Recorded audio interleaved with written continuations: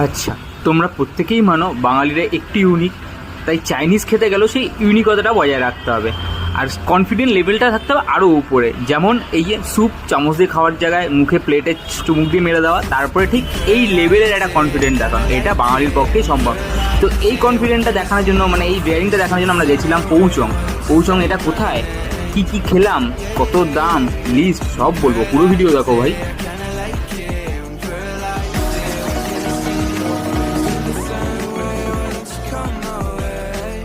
তোমাদের বেশি সময় ব্যয় না করিয়ে প্রথমেই দেখিয়ে দিই তোমাদেরকে লিস্টটা, ঠিক আছে? খাবার কি কি পাওয়া যায়, কি কি আছে, আর কত দামের। একটু দেখলে পরে তোমরা বুঝতে পারবে এখানে কত দাম থেকে কত দামের মধ্যে সব খাবার রয়েছে। মোটামুটি 75 থেকে স্টার্ট করে এদের, তারপরে তুমি যতদূর যেতে পারো সেরকম। এরা হলো পৌচং। পৌচং হলো এমনই একটা কোম্পানি, সবাই জানে এখানে সস বানায়, সাথে বানায় নানান ধরনের খাবার। আমরা তাই চলে গেছিলাম একটা আউটলেট,